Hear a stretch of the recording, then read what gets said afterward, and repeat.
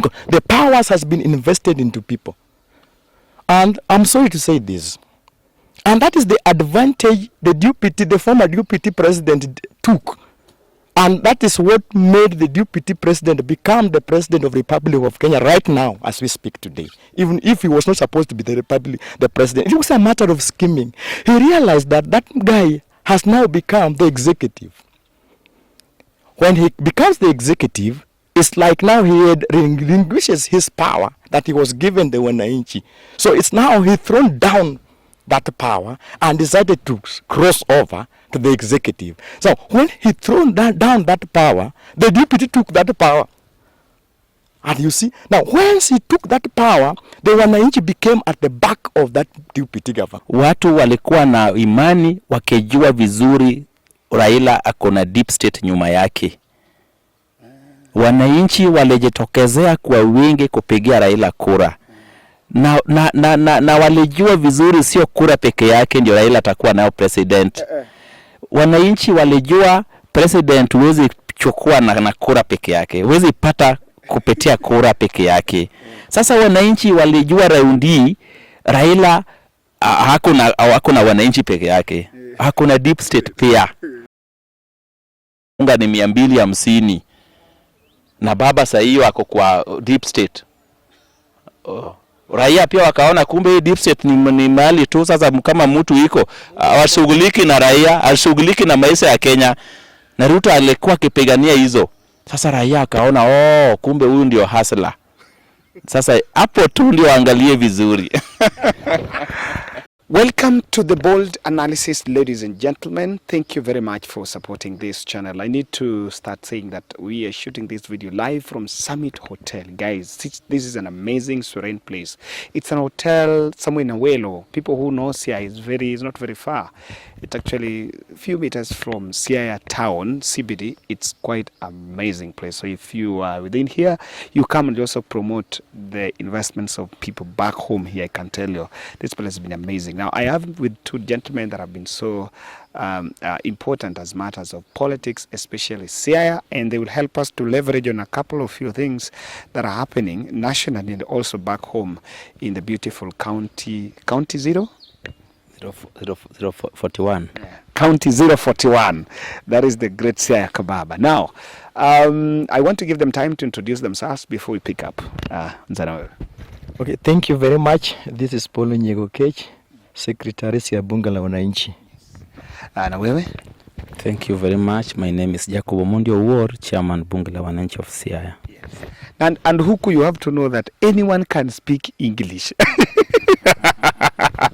Huku sasa you don't play with language because anyone can speak the Queen's language. Before we start off, guys, I still want to remind us about the challenge to purchase an extra camera that we are running here. It's supposed to help us do such interviews. Ukiona venye tuko watatu, it's just one still video. But then if you have other cameras ingekuwa nachukua the cutaways. That's what I've actually been saying. So it's supposed to help us do these more interviews. And I want to say thank you to those who've been supporting. Asanteni sana. And let's continue pushing to the 80. I know we are around 40,000 shy of the target, but we believe it will come. We are going to achieve the target. So the number is up there, 0710 62 78 89. And thank you, special shout out to Margaret Olulo. I'm coming for my kitenge, by the way. Ntacha masuti. Thank you, guys. So I want to start, nataka nianze hapa and let's, by the way, we need to, because we are home, lazima sasa leo utajifunza some few Luo words, so lazima pia tutarusha isikiwe tunaongea tukizungu mingi bana. Nataka tuanze hapa jamani. Baada ya uchaguzi tuliona Davido Ching akienda Kenya Kwanza na kukuwa na maswali mengi sana kwamba huenda yeye ametumia jina la Raila Odinga na akaondoka. Nadhani yule mbunge wangu yule Samuel Atandi akasema bungeni kwamba jamani wewe ulitumia jina Raila. Wengine wakasema wewe kwamba ameenda kutafuta maendeleo.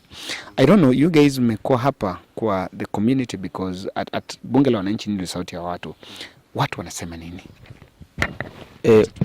Watu wanaongea maneno nataka uangalie kamera alafu sasa watu wanaongea maneno different kuhusu hiyo cross hiyo ya David Ochieng kuenda Kenya Kwanza. Watu wengine walisema David alikuwa msaliti. Watu wengine wamesema David ni mtu wa maendeleo, amepiga hesabu akaona sasa huko ndio iko president, mahali iko president ndio iko maendeleo. Watu wengine pia walikuwa akisema alikuwa akitumia tu jina ya Raila kishapita, sasa yeye anawachana na Raila. Sasa watu waliongea maneno mingi tofauti sana. Na swali langu nataka, nadhani ulikuwa unaniambia hapo awali kuhusu vile ambavyo kampeni yake ilikuwa. Mambo ilikuwaje? Wakati alikuwa akifanya kampeni yake, tuliona maneno kama size, wakati mwingine maneno haikuwa inaendelea vizuri. Sana kama wakati walikuwa nakutana na mgombeaji wake Daniel Odhiambo, alikuwa mtu wa ODM na David alikuwa wa MDG. Sasa unajua kulingana na Daniel alikuwa saini yake ilikuwa Raila, na David saini yake ilikuwa Raila, na Daniel pia saini yake ilikuwa na Raila. Sasa watu wa ODM walikuwa kiona kama David wanatumia tu jina ya Raila lakini sio mtu wa Raila. Sasa wakati ingine, wakati walikuwa kutana pande wa siasa, walikuwa na vurugano kidogo, mpaka hata wakati ingine gari ilichomwa, mtu alichomwa, wakati ingine jamaa aliuawa. Sasa vitu kama hizo zilikuwa wakati walikuwa kifanya kampeni. Kabla sijamleta huyu ndugu yangu huko, nadhani nini inafanyika Ugenya, kwa sababu mwaka 2007 nadhani Orengo ile time akikuwa MP pia kulikuwa na vita, na katika huku sehemu za Siaya nadhani ni Ugenya ambapo kumekuwa na hizi vita mpaka inahusisha. Unadhani nini ambayo iko pale? Kitu ambayo iko pale, watu wa Ugenya huwa unaishi kwa mix. Sio watu wa Luos peke yake wako huko, ama sio watu wa Ugenya peke yake ndio wako Ugenya. Ugenya wako boundaries. Kuna boundaries ambaye imewagawa na Western, na watu wa Western pia wanaongea lugha moja ya Uluo. Sasa inapata sasa unapata kama watu wa Ugenya sio real people of Ugenya. Hata wale wana vote sio wale wenye wameishi hapo ndio wanavota hapo. Kuna wenye wanatoka kwa mpakani huko wanakuja kuvote.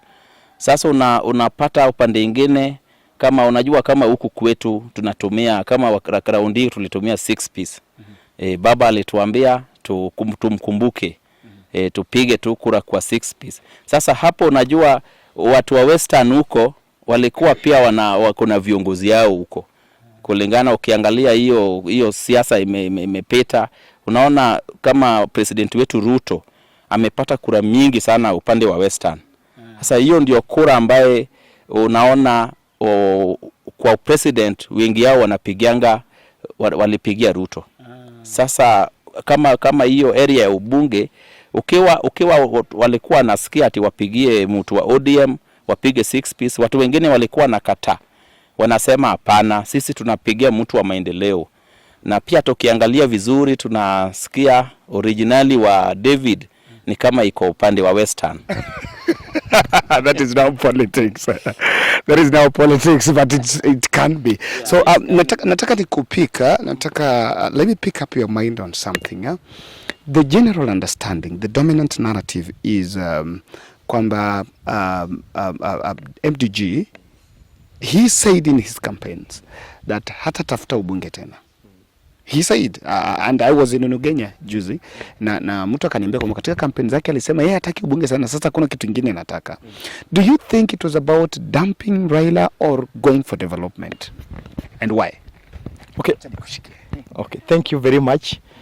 I think according to the narratives of David Ochieng, it bears two different reflections. Number one, David Ochieng, if you look at David Ochieng has the need of his people at heart. And this is why the Ugenyans decided to elect him. Because David Ochieng campaigned with his own party. This means that those who elected David Ochieng did not look at the party of Raila or ODM, but they looked at the development records of David Ochieng. They knew very well David Ochieng is someone who normally delivers, and they were looking on that service delivery. This is why they decided to leave ODM candidates, and they decided to do what? To campaign for Davido Ching, purposely, because Davido Ching is a development-oriented guy. Number two, if Davido Ching decided to say that he is not going to campaign again, you know, that's the language of platform politics, when you are in the politics of platform, and then there is also a language that you normally use when you are in administration. Could be he used that language so that he can now cool down his competitors that is just going for one term, so that those guys can now step down a little bit, because they know very well this man. Because Davido Ching is a giant, by the way. You know, winning in a stronghold of an ODM with a different ticket, MDG, is not easy, because this area is being dominated by ODM. And because people really love Raila Odinga very much. So if someone transarm and win with his own party, that thing means that man is a giant. So that these people fear Davido Ching very much, because Davido Ching really, he delivered, and he brought a lot of development in Ugenya. So according to that, these other competitors feared him. So Davido Ching, when he used that language that is going to only to go for one term, to me, I believe it could be just a scheme, so that he can get into that seat. And also it's also a way of now cooling down your competitors, so that they can relax a bit. If you want to fight somebody that is very strong, you don't show that you are strong. You come down a little bit, so he relaxes, and then you beat. So could be that is a tactic he used to do what? To clinch into that position, or to be re-elected again as the area MP. But I don't think that it's just it was just a plan that he wanted to do what? To ditch Raila or to do Nini. It was just about a pattern. You know. But he finally ditched Raila. You know, I can't say Davido Ching ditched Raila. To me, because he was with Raila during his campaign, he invested into Raila's politics. Because at that time he was campaigning for Raila. He only ditched Raila when he realized now the ODM has failed and there is another government. You see now, and on that basement, on my discussion, on first I said that, you see, Davido Ching is a man of development. But you see, development, you cannot do a development if you don't partner with the national government. There is no way you can get that development. So it's not a matter of ditching Raila. To me, he just realized this is now the government, and he wants to bring goodies to his people. And that through the government, that is where he can go to those things. And that is why, if it was just an issue of ditching Raila, Davido Ching would have, contested using other parties. He would have joined other coalition, the Kenya Kwanza. But you see now, he was in ODM, in Azimio. During that time, he was selling the policies of Azimio, which means he had also his input also added value there. Yeah. Nataka tumalizie hapa na utanisaidia maswali mbili tu. Swali ya kwanza ni he won against ODM. And someone has argued that if David would have vied with a Kenya Kwanza ticket, he wouldn't have been the MP. So people have also said that it's not about beating ODM while you were in ODM and by that time you were singing Raila Odinga. Do you take that?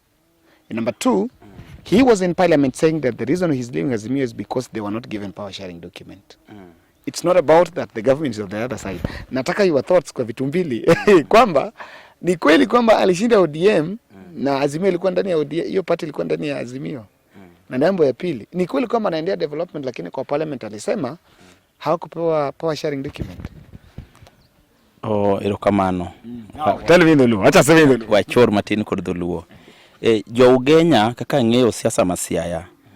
Kaka jo Ugenya neno siasa kod kaka jo sub counties modong neno siasa upogre. Kendo jo Ugenya nochako neno siasa machal kamano chon. To mna gimi winjo ka wacho dona temo pimi seche moko nyalo noka pimi maber. Ugenya ntiere mixing tribe. Gin jo mang'eny gina jo Ugenya but kingi nondi gitino wankok gin jo Ugenya. Gina jo ma ni mpaka but koro bing koro constituency no seketo gi Ugenya. Koro gin gi nyaka gigoch Ugenya. To king'iyo siasa politics kaka what language mo kracha nya but ungwana kaka jamwa kaka wan jo Waluya gi waluongo gi jomwa sana lawyers kaka jo Waluya winjo politics kod kaka Jaluo winjo politics opogre.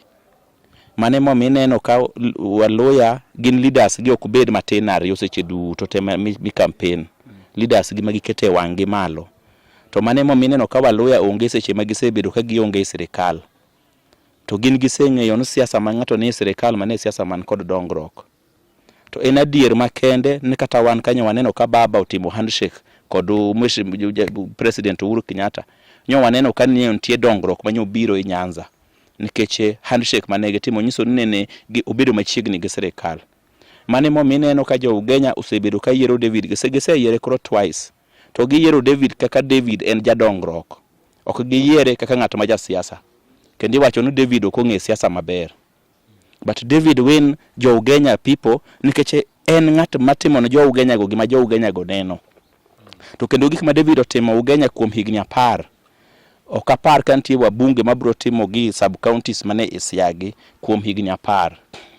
Kata king'iyo institutions mag government man Ugenya ti compare institutions mag government man Lego Usonga kata man Rarieda ti bon wangu seche moko man Lego Usonga gine tien keche Lego Usonga kore headquarter ma seche moko gino biro mna through headquarter okobiro through Lego iwinjo kamano. Koro ibron wangu jo Ugenya to king'iyo institutions magin go obiro ni gin keche David Ochieng. Koro gin gi yiero David keche dongruok ma David okelon gi berngi. Kata kedhiyo vocational training college man tie Ugenya kanyo. In maka Ligose omiyo environment man kanyo ber. Keche jomoda kanyo gin jomok jo Ugenya. Gin jomobira mondo som kanyo. Seche magisomo kanyo gidaki ute makanyo. Seche magisomo kanyo jo boda man kanyo kaogi. Seche magisomo kanyo ginyiewo mna loti chiro makanyo. Koro in mango ka dongruok moko nitie ma jo Ugenya neno no David okelon gi mag koro ginyal compare kod politics. Okay. Now, nataka tuendelee the second part. Mali kile ambacho anasema hapo ni kwamba wale hawakujamchagua kwa sababu ya siasa. Wale wamechagua kwa sababu ya maendeleo. Nadhani ndio kitu ambacho nimesema kwa ufupi. So I want us to look at something hapa kwa sababu like 3 days ago Raila alitembelea bunge la wananchi. And I know you've given me your statement on it na utaniambia tena. Lakini nataka nikuulize hivi. Do you think Raila should continue with electoral injustice push? Kwa sababu that is what it seems it's coming to, kwamba we reform constitution and all that. Na watu wanasema kwamba amerudi kwa wananchi. Kwa sababu before in this one of the burden in this just concluded election kwamba alikuwa na wenye nchi. Lakini sasa inasemekana kwamba amerudi kwa wananchi. Do you think hii itasaidiaje ama anafaa ondoke kwa siasa? Okay, nimeshukuru sana. Speak in English. I like your English. Thank you very much. I want to say this first and foremost. First, you see now, to me, I believe that right now Raila would have been the president of the Republic of Kenya. There is somewhere that Raila missed.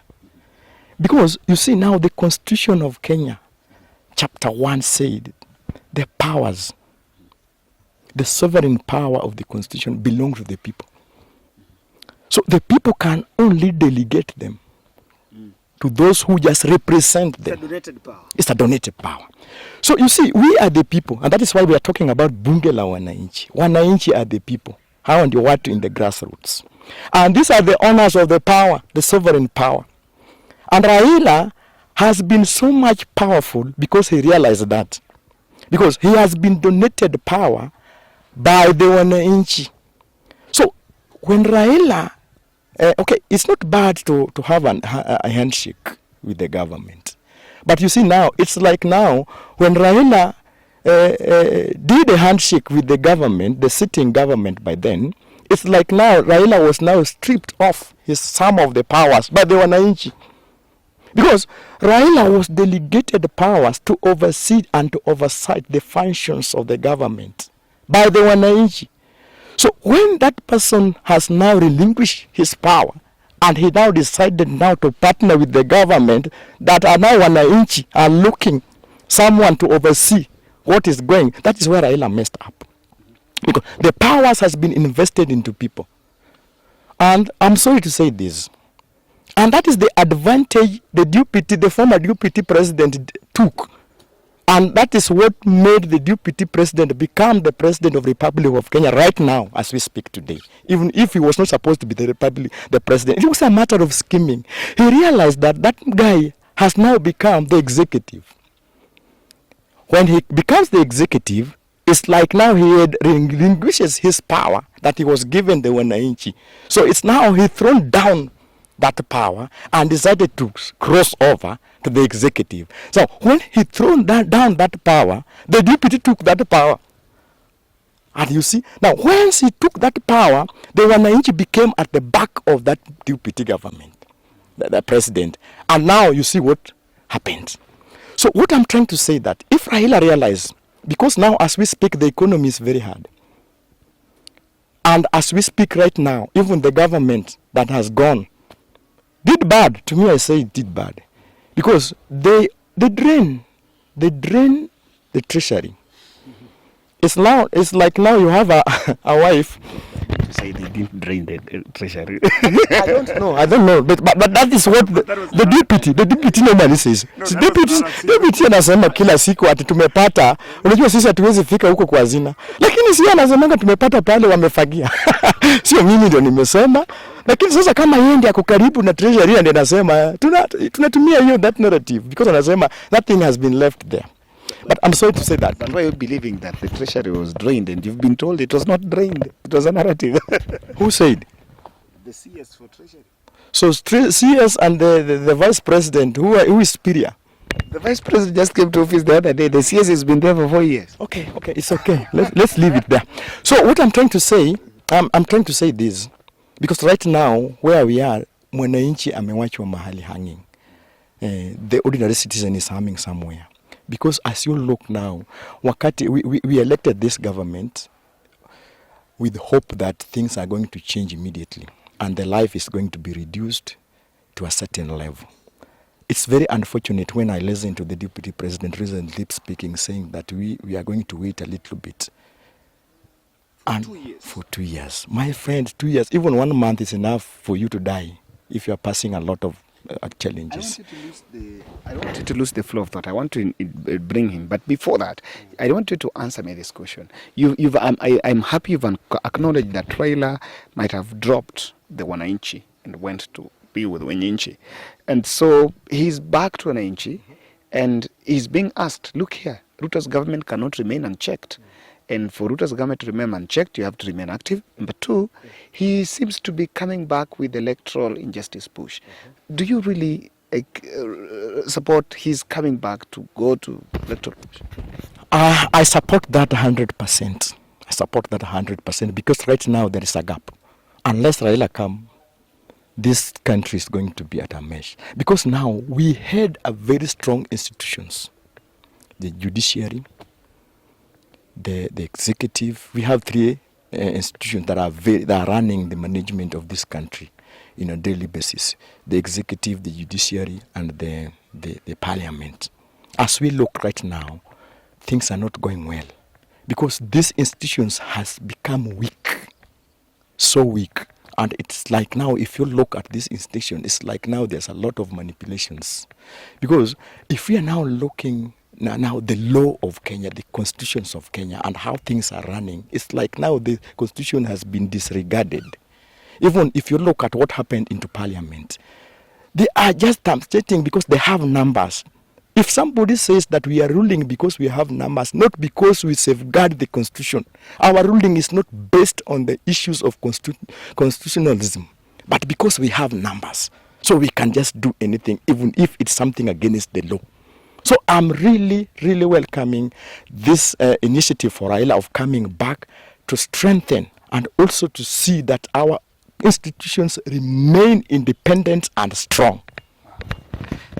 Sitaki urudie kile ambacho amesema kwa sababu kile ambacho ameniambia ulikuwa umeniambia hata kabla sijakutana. Ulikuwa umeniambia kwamba alifanya makosa ya kuacha bunge la wananchi. Na lakini najua sitakukataza, nataka uongelee kidogo tu. Lakini kuna kitu nataka watu wajue. Watu wangependa kujua. Je, hapa Siaya unadhani bado watu wanapenda Raila ama iliisha? Do you think he's still Bei paroni yen Gimbi? I'm asking, does he still have power? Bei paroni yen Gimbi? Raila n kod mbi.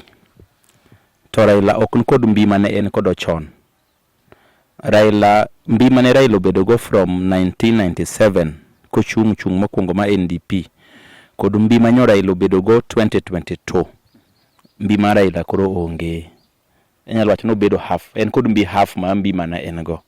To mana kaka iwinjo ka jagoro mara owacho mar bunge no Raila nen kod jopiny ahinya sana koro 2017 mano koro kama ne 2017 kama koro Raila nen yeg jopiny mang'eny zaidi jopiny lakini koro 2022 to Raila nyon yani ya kod jopiny to jopiny nyon kod hope Raila en tie kod backup support manyodo jopiny omiye ok nyo jopiny omiye support manyo jopiny omiye ne manyo bedo go president jopiny omiye Raila support to japiny nyon kod hope nitie support moro madhi wuok from deep state.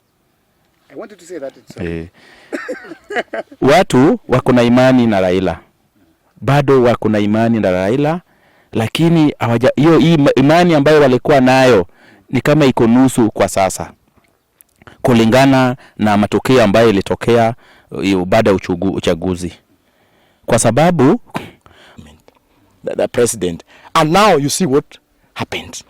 So what I'm trying to say that if Raila realized, because now as we speak the economy is very hard, and as we speak right now even the government that has gone did bad. To me I say it did bad because they drain the treasury. It's like now you have a wife. Say they didn't drain the treasury. I don't know, but that is what the deputy normally says. Deputy anasema kila siku ati tumepata, unajua sisi hatuwezi fika huko kwa hazina, lakini si anasemanga tumepata pale wamefagia. Sio mimi ndio nimesema, lakini sasa kama yeye ndiye ako karibu na treasury ndiye anasema tunatumia hiyo that narrative because anasema nothing has been left there. But I'm sorry to say that. But why are you believing that the treasury was drained and you've been told it was not drained? It was a narrative. Who said? The CS for treasury. So CS and the vice president, who is superior? The vice president just came to office the other day. The CS has been there for 4 years. Okay, it's okay. Let's leave it there. So what I'm trying to say, I'm trying to say this, because right now where we are, mwananchi amewachwa mahali hanging. The ordinary citizen is hanging somewhere.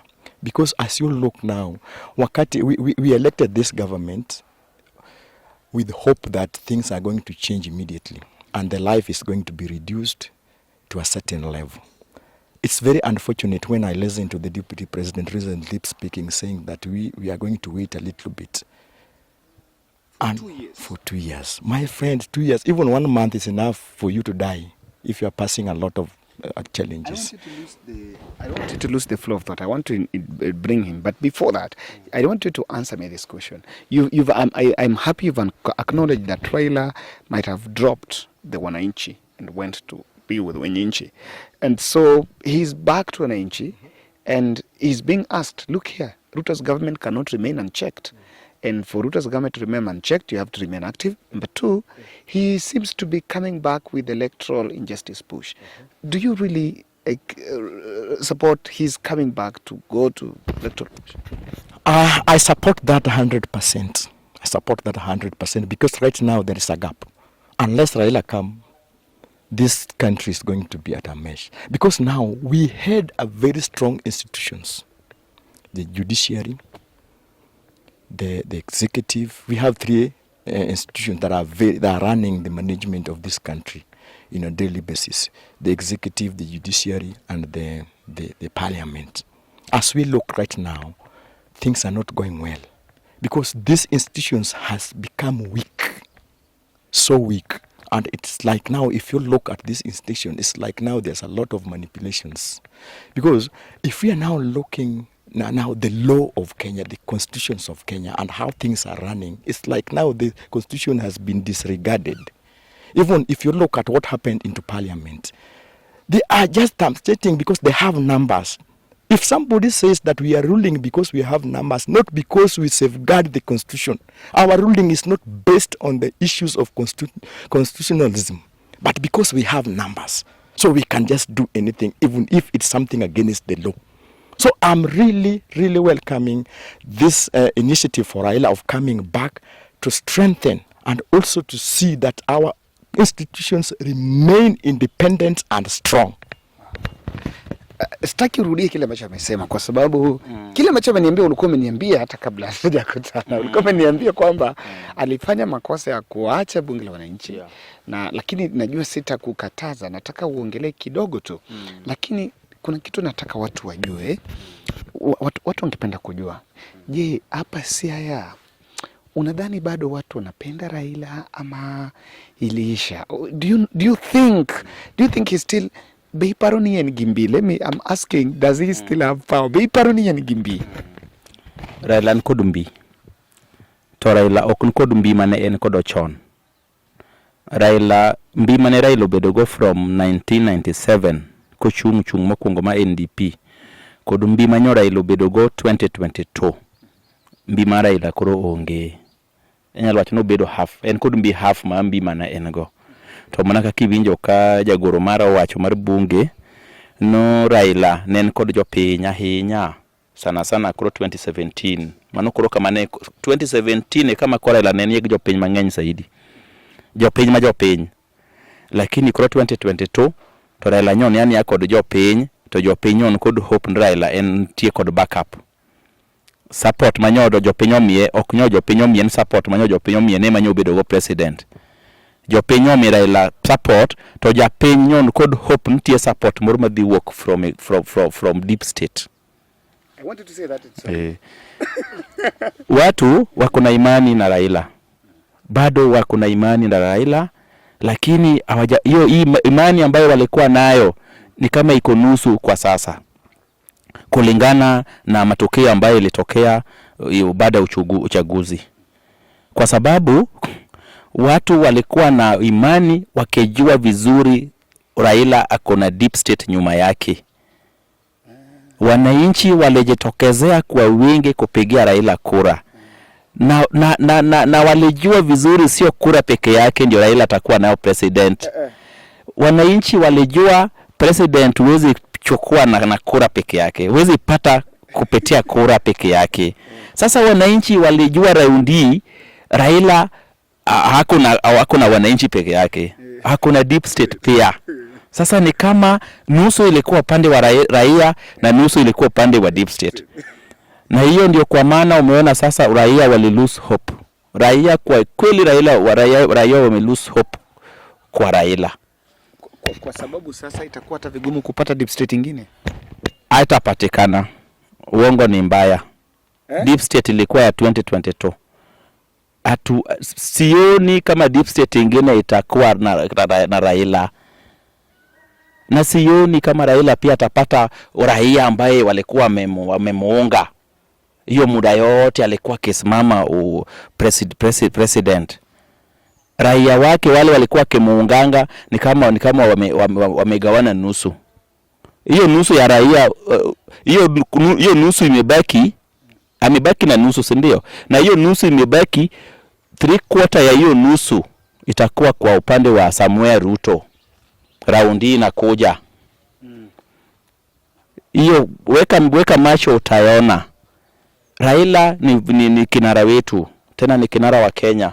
Amejaribu na kulingana na hiyo kiwango amejaribu, raia wameona ni kama imefika kikomo. Kila kitu iko na wakati yake. Raia wanaongea wakisema wamemuunga Raila hiyo wakati yote, lakini this time round wamejua hata wakemuunga hakuna mwisho yake vizuri. Nataka nikuulize, do you really agree and we wanna believe kwamba the only way for someone to become a president is by deep state and not the vote? Because people say that deep state doesn't exist. Okay, to me I don't believe. Because for someone to become a president, it's not necessarily a requirement that you need to be supported by a state. It was just a scheming and a deceitful. Because if that could be the issue, then Raila Odinga would have been the president right now. I said that in advance. Because one, I'm telling you, the sitting government, it's reached a time that the people, ordinary people, become fed up with the ruling of that sitting government. So they need a change. And that is why we are having elections each and every after 5 years. So if you are talking about, and mostly when that sitting government has gone for 2 terms, and that is the last lapse. At that area, okay, if it's the first term, then it's possible the deep state can now still get maneuver and get the roots and then get their way back. But it's the last, the second term, the last second term, people normally get fed up with that sitting government. So it's not easy for that government. If you look, for example, during the Moi era, when Moi was now leaving power, Moi gave it to Uhuru Kenyatta. Did Uhuru Kenyatta make it? It didn't. Because people had fed up with the government, that government by then. So getting back up with the government that has ruled for 2 terms, and that is the end, the lapsing hour, is not easy. So it's now, that is the time that if you want to be a president, and you know very well that that government has gone for 2 terms, it is better you go back to the wananchi. They will give you power. Because there's a lot of things that those people have gone through. So at this childbirth of this thing that is now happening, if Raila now comes out strongly and come back to wananchi and use those reforms and ensure that these institutions remain strong and independent, then Raila, the government is going to remain powerless. So that is the only weapon that Raila can use. And when Raila when he do that, then I'm telling you, Raila will again remain strong and strong. Wow. I want us to speak about home. Hey, nyumbani hapa kuna shida. County 041, 400 million missing, some few days to the election. And I am glad that I've seen the leadership of SIA coming out strongly to speak about this. The governor coming out to form a task force. We're going to look at that. And I think there was even a protest to be planned. I don't know whether kama ilifanyika, but someone wanted to lead a protest. I think my MP attended. Now, hebu mniambie bana, unadhani, what is the priority here now? We have corruption, but we also want things to happen. What is the priority? Hapa nyumbani. Yes. Iko priority. County ifanye nini kwanza? County iendelee na kazi. County ianze kazi. Watu wa SIA wamejua vizuri kuna corruption ilikuwa. Na tukiyafuata sana hiyo mambo ya corruption, tunaweza stokea miaka 5 imeisha kama bado tunafuata tu wale wamecorrupt na hajaanza kazi. Kufikia kiwango ambayo amefikia, sisi kama wananchi tunataka kusikia wangapi wako mahakama, wangapi wamepelekwa mahakamani huko kujibu mashtaka. Kwa sasa vile tumefika saa hii, tunataka tuone wangapi wameporwa mali yao ambayo walikuwa wameibua ya wananchi. Wangapi wamepigwa fine kotini huko kulingana na pesa ambayo hiyo milioni hiyo ambayo ameyapotea. Na hizo ifanyike na kazi pia aanze.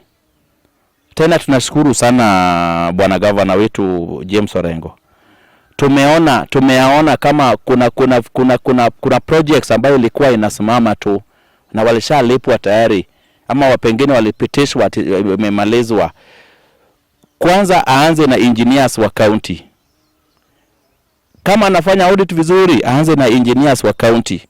Hao ma engineers ndio walikuwa wanapitisha hizo ma projects ati imeenda through. Alafu sasa wanalipwa. Waraia wamefurahi sana kulingana na vitu ambayo wameona hii muda kidogo ambaye governor ameingia kwa ofisini. Tumeona kama projects hizo ambayo tunasema ilikuwa inasimama tu na pesa yao wamekula tayari. Sasa wanarudia hizo projects. Sasa hii wanaendesha, sasa hii inaendelea. Hapo tuna appreciate our governor Mr. James Orengo kufanyia wananchi kazi ambayo wanayaona kulingana na hii dakika kidogo hii. Wenye walikuwa wamepewa kazi na wajamaliza kazi. Aingilie aanze na engineer, aingilie contractor na hao masurveyors ambao walikuwa na kifanya hiyo kazi. Na pesa ambayo wameibwa kwa serikali warudishe. Na Orengo aanze kazi, afanye tu kazi na afanyie watu wa Siaya kazi vizuri. Watu wa Siaya wako na hope na yeye atafanya kazi kulingana na vile ameanza. Na asifuatilie sana hiyo ufisadi. Hiyo ufisadi ni kitu haishi. Atafuatilia mpaka astukie tu miaka 3 imeenda. Na bado yeye anaweza fail. Sasa afuatilie hizo na kazi pia aanze. Lakini wasiweke siasa. Asiweke siasa, akiweka siasa tena atames. Kwa sababu atasavu watu wa siasa na atasahau na kusavu wananchi. Sisi kama watu wa Siaya tumebakia tu hii devolution yetu, hii viongozi wetu wa Siaya ndio tumebaki nao. Sasa watufanyie wa raia kazi na raia waone zile vitu ambayo wanafanya. Former governor Cornel Rasanga yeye pia amefanya kiwango yake, hata kama kuna corruption iko, lakini kuna mahali amepata Siaya na kuna mahali amewacha Siaya. Sasa James pia achukue tu mahali Rasanga amewachia hapo, aendeshe Siaya mpaka hiyo mwaka yake hiyo ishe, hiyo mwaka 5. Raia ndio watawajaji. Raia ndio watawajaji. Governors are forming task force, and I want to say, by the way, in this video, we want to get experts. Get to us in the commentation section and tell us what is the capacity and the legal framework with a task force that is auditing a corruption case. In terms of the auditing protocol, someone should tell us whether county can call the county auditor or even the auditor from the national government to come and audit them, or should it be the task force? Niambie, do you think task force governors, and see, it's not only Orengo, governors are forming task forces. Unadhani the task force is a way to curb corruption kweli, ama we should go for the DCI, call DCI to come? Okay, to me, I don't think that's the right way to go. Why? Because, if you are forming a task force, that is it's like just a private investigator. Yes. These people are just going to tell you. It's like just a witch doctor. Hii ni kama mtu anaenda kwa mganga, vitu zangu ziliibiwa, nionyeshe mahali vitu zangu ziko, na mganga apige hiyo mbao. It's just like that. Alafu akwambia, hii vitu yako iko kwa nyumba ya John. Awache hapo. Uwezi chukua polisi aenda ashike huyu John because mganga alikwambia. To me, forming a task force is just a misuse of time. Because at long last, they are going to bring their reports back and table them before you and leave it there. This task force does not have a capacity to make an arrest.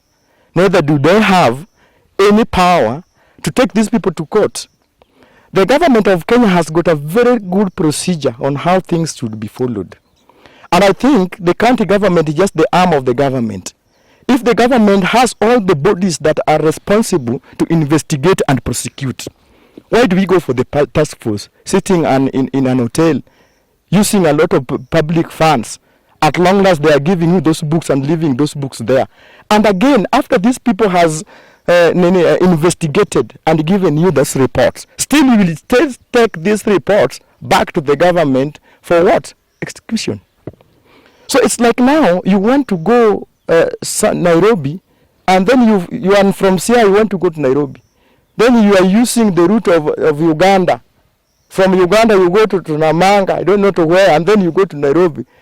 And you know very well you can just take a vehicle here, direct to Maseno, Nakuru, and you're in Nairobi.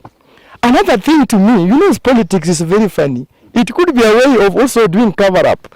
Because you see, my friend, let me tell you these things very openly. Corruption is a very big and wide channel. You can even, I don't know, you can even start follow it from Siaya, and it landed you to State House, Nairobi. So what if now you start that journey of investigating corruption in Siaya and you end up those corruptions ended in a state house Nairobi? What will you do?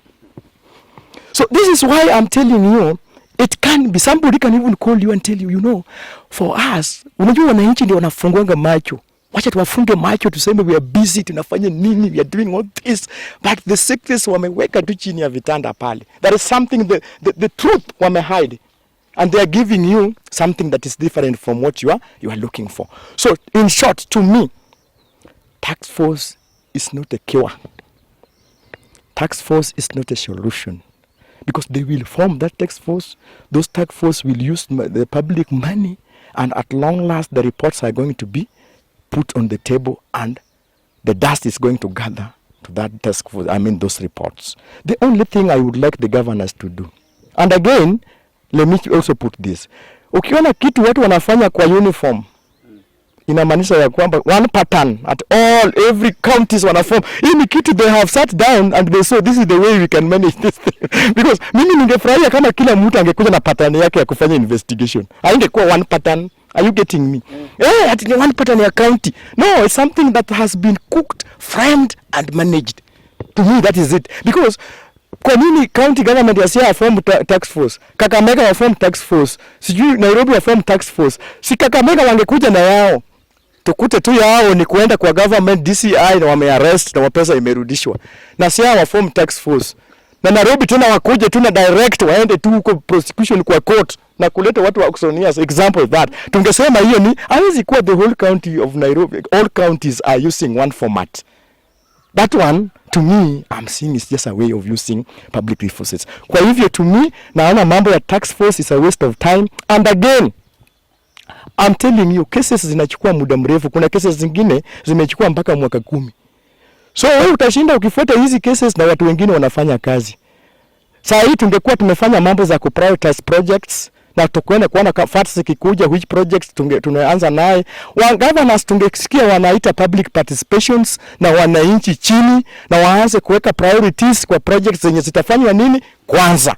Ilhali wakifanya hivyo na wengine pia wanajaribu kufanya mambo za investigation. We do the balancing. Hatuwezi fuata moja 100% na ingine inakuja na sink. Hata ukiona ile atili ya nyama, lazima ziwekwe zile mawe ambayo inatosana na nyama, ndio inakupatia kilo. That's balancing. Huwezi weka sana effort sana kwa mambo ya investigation na uache mambo za services. Inamaanisha kwamba watu wa investigations zitakuwa na ratili na iangushe pande ile yafanye nini? Ya services. Wow. Asanteni sana. You guys have been powerful. Hey. You guys have been powerful. But then mmenifunza vitu mingi sana. Ya, unajua sijakaa hapa sana. Nimekuwa nikikuja Siaya narudi. But I can tell you that huku kuna maneno. You guys have the information. But are you going to vote next? You swali haitaki story mingi. Usinipatie story mingi. Just ask it. Nimekuja tu na upole. Are you going to vote in 2027? I'm going to vote. Okay. Sawa. Baba utafika kule? Yes, I will vote. Lakini sasa unaweza tusimike mali. Ito nikifika hapo kwa Afrika na mtakasema yes, I will vote. Sasa hizo sauti nyingi zimepotea. Tumetufinya kidogo moja. Fafanua kidogo. Kuna watu wengi sana wanasema wao hawapigi bwana. Kwa watu wenye wanasema hawezi piga kura, ningependa kuelezea kwamba kura yenye hujapiga umepiga tu. Ukikosa kupiga kura umepigia mwenye yuko hapo. Kwa sababu kura ndio inaonyesha sauti yako. So huwezi kaniambia ya kwamba you will not vote. For example, you are a sitting MCA. Not to be an MCA site. Oh, thank you. We are praying for you. You will be. So, now tunataka ku vote for you. Now we are only 3 people as we are here. So, the 2 decided to vote for you and me I decided not to vote. Or my friend decided to vote for John and you are Mark. Are you getting me? The 2 and me I decided not to vote. It means now you will still win with 2 votes. So if you don't vote, still you are voted. But the problem that you are voted in the wrong direction or the wrong person. Voting inakusaidia uchague mtu ambaye unataka, usipopiga bado umepiga. Kupiga kura ni haki yako tena kupiga kura ndio kuleta maendeleo kwako. Sasa kulingana na watu wengine wanasema wata vote, ni kulingana tu na hasira ambayo watu walikuwa nayo. Kwa ukweli watu bado wako na hiyo uchungu mpaka saa hii, kulingana na hope ambayo walikuwa nayo. Ile hope tu bado narudia, Wajaluo walikuwa na hope kabisa, ile extra hope, na hiyo sasa ikavunjika tu hivyo.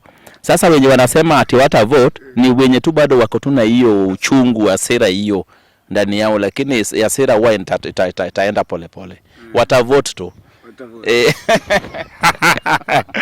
Asante sana. It has been a very amazing. Talk to me about bunge la wananchi. Nasikia you guys were recognized in Siaya. I think it will be a good news for people to hear. Ili the other counties should also emulate. What happened? Thank you very much. We have been so much engaging with the Siaya, the judiciary, Siaya County, the Siaya High Court. I personally was nominated by the Bunge la Wananchi to represent Bunge la Wananchi in the committee called CUC, Siaya Users Committee. That is the committee that are overseeing the implementations of activities happening in Siaya Judiciary. And recently we were recognized and we got a certificate of appreciation from the High Court judge, recognize our services and the engagement we have been doing with the court, and also bringing the interactions with the wananchi and court, so that the wananchi understand the roles of the judiciary, and again they also learn to understand their rights, so that, you know, if we educate wananchi here, courts will also having easy time, because wananchi, there will be no criminals, because the citizen shall have now been rich with information of how to keep peace and also to stay away from criminal activities. So it also reduced the case log in the High Court. Again, in the High Court, of most cases that are resulting to murder and all that emanate from the land justice. So that when wananchi are educated, they know how they can make succession, they can bring harmony between the neighbors, the member of the boundary disputes, they can manage that, then that case log can be reduced. So it is the responsibility of Bunge la Wananchi of Siaya to ensure that the citizens are educated, they have enough information on how they undertake and how they can conduct their duties, and also how they can follow their rights without committing any crime. Amaliza na wewe. Odero Gumbo wako wapi bwana? Odero Gumbo wako UDA. Odero Gumbo ndio wale ambao walicross. Na Odero Gumbo pia akona wafuasi wake Siaya. Akona wafuasi wake Siaya. Sasa mimi ningependa kuomba our sitting governor atafute Odero Gumbo. Kwa sababu Odero Gumbo pia alikuwa na manifesto yake ya kugombea kiti wa governor transform Siaya.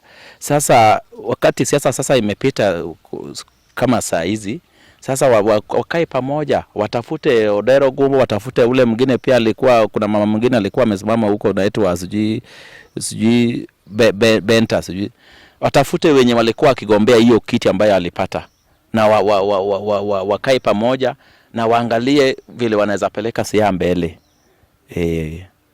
Mimi ningependa kuomba bwana gavana wetu hivyo. Na mimi ningependa kuomba hao viongozi wetu wote wa Siaya wafanye karibu na bunge la wananchi. Wakae karibu na wananchi. Mwenye anataka asikie mwananchi anasema nini, wasongee karibu na bunge la wananchi. Viongozi wengi wakishachaguliwa sasa wanaona bunge la wananchi ni kama mahali tu watu sasa wana waste time, lakini saa ile wanataka hizo viti yao, wanataka uraia. Sasa hiyo tu ndio inafanya sasa mtu anaweza dhani atanafanya kazi, kumbe ana mess, kwa sababu yeye anafanya hizo vitu vyake na kai karibu na sasa ajui anafanya raia vizuri ama vitu anafanya nini raia haifurahishi raia. Sasa kila viongozi ambaye anatataka hiyo doketi yake afanyie vizuri, asonge karibu na wananchi, wakuje kwa bunge la wananchi, waungane na watu wa bunge la wananchi, watasikia mengi sana kutoka kwa raia wa kawaida. Na hiyo ndio unasikia tukisema hapo tu ndio advantage mahali Ruto alipata nayo advantage wa kwa uongozini. Kwa sababu yeye aliona ni kama sisi tulikuwa tunaweka macho yetu kwa President Uhuru Kenyatta na hao watu ambao wako kwa deep state, na tumewacha raia huko. Sasa yeye akakuja akaconvince raia, akachukua raia, na wakati hiyo inapatikana kama Thank you very much, asanteni sana. I need to acknowledge that election results were contested, and the results remain contested even after declaration from the Supreme Court. And yes, any other conversation we have there is our opinion, and it's also true. We also want to hear what you guys are saying. Wale ambao wanatoka Siaya, you guys come back home. Jana I was somewhere in Uyoma. Pale watu kama your parents are in Uyoma, tafadhali hakuna kitu iko huko. Come back and support these people. Ukuje tembele Summit Hotel, and also you can contact me. These guys are so resourceful as matter as politics. Ukuje pia wa support, and if you have also a cup of tea for them, need to me, I'll send them. I'll not allow them to send their numbers here because they will be asante sana, God bless you. Asante.